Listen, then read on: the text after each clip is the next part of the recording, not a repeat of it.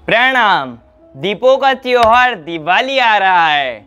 सर्वप्रथम तो उन सभी की अनंत अनंत अनुमोदना जिसने भी आजीवन फटाके फोड़ने का त्याग ले रखा है और वो इस साल भी फटाके नहीं फोड़ने वाले।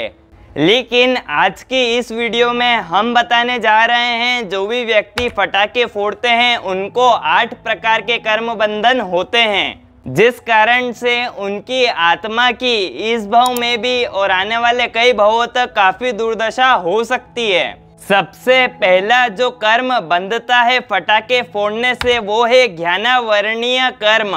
जब भी हम फटाके फोड़ते हैं तो कागज जलते हैं और वो पैर के नीचे कई दिनों तक आते हैं। जिस प्रकार से सूर्य की किरणों को बादल ढक देता है उसी प्रकार से ज्ञानावरणीय कर्म के बंधन के कारण से हमारी आत्मा की ज्ञान की शक्ति काफी कमजोर हो जाती है। दूसरा है दर्शनावरणीय कर्म। फटाके फोड़ते वक्त जो हमसे जीवों की हिंसा होती है और कई बार तो हिंसा न होती है पर उनके अंगों में कोई छेदन वगैरह हो जाते हैं आदि, और इस कर्म के बंधन के कारण से हमारे 5 सेंस ऑर्गन जो है उसमें कोई कमी, अंधापन, नींद में चलना, नींद की तकलीफ आदि हो सकती है। तीसरा कर्म है वेदनीय कर्म। जब भी हम फटाके फोड़ते हैं तो काफी सारे जीवों को डर लगता है और उनको काफी ज्यादा वेदना भी होती है, और इस कर्म के बंधन के कारण हमें फ्यूचर में काफी सारी बीमारियां, रोग, तनाव, हार्ट अटैक, पैरालिसिस आदि हो जाए। चौथा है मोहनीय कर्म। फटाके फोड़ते वक्त जो हमें आनंद और उत्साह होता है उस कारण से इस कर्म का बंधन हो जाता है, जिस कारण से हमारे अंदर अत्यंत क्रोध, चिड़चिड़ापन आदि बढ़ जाता है। पांचवा कर्म है अशुभ आयुष्य कर्म। फटाके फोड़ने से हमारा अंत समय तक का आयुष्य बंधता है।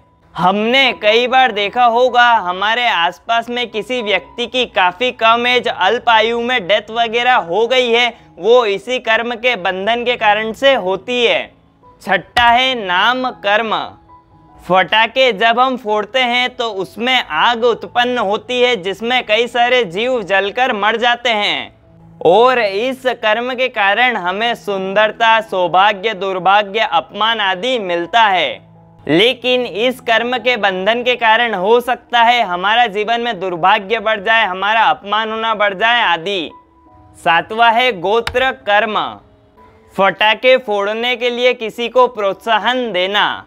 आज हम जो समाज में धनवान, उच्च एवं प्रतिष्ठित पद पर बैठे हैं, लेकिन फटाके फोड़ने से नीच गोत्र का कर्म बंधता है, जिस कारण से हो सकता है फ्यूचर में हम गरीब और समाज में निम्न पद पर आ जाएं।